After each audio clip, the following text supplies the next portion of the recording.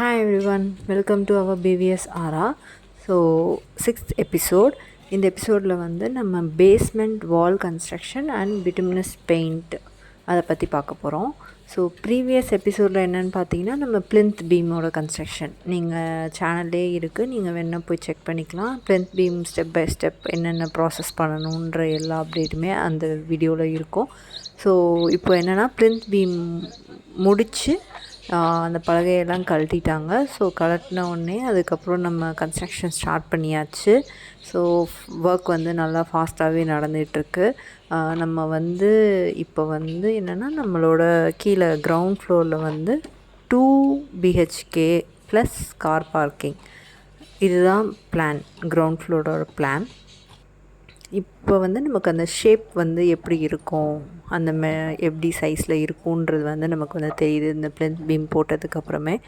And இப்போது இன்றைக்கி first day என்ன பிளான்னா இதை ரிமூவ் பண்ணிவிட்டு ஸோ அவுட்டர் வால் சுற்றி வந்து கன்ஸ்ட்ரக்ட் பண்ணுறாங்க பேஸ்மெண்ட் ஹைட்டுக்கு.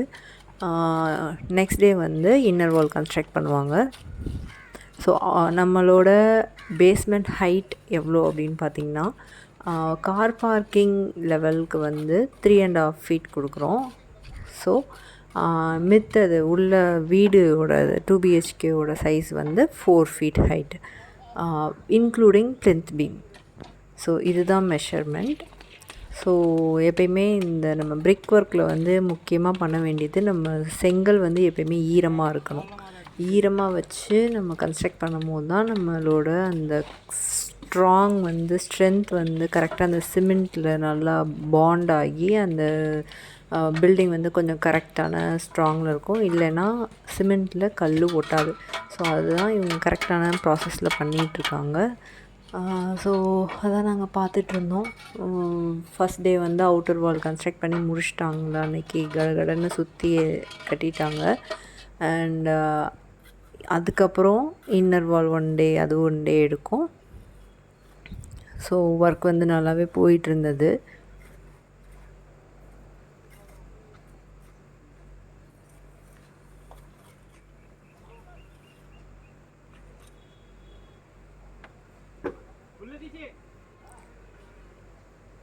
ஸோ நியர்லி ஈவினிங் ஆகும்போது இந்த அளவுக்கு தான் வச்சுருந்தாங்க. அதுக்கப்புறம் ஃபினிஷிங் ஆயிடுச்சு. அண்ட் நெக்ஸ்ட்டு இதை இன்னர் வால் எல்லாம் முடிச்சதுக்கப்புறம் பிட்டுமினஸ் பெயிண்ட்.